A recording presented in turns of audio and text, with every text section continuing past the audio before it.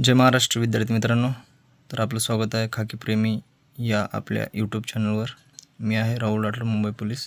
तर आपल्याला आज बघायचा आहे जो पोलीस भरतीत हमखास क्वेश्चन विचारला, लसई मसवीचा क्वेश्चन जो अमरावती पोलीस भरती 2024ला आलेला आहे। मित्रांनो, आपल्याला काय विचारलेले बघा, दोन संख्यांचा लसावी 192 व मसावी 16 आहे, त्यापैकी एक संख्या 64 असल्यास दुसरी संख्या कोणती?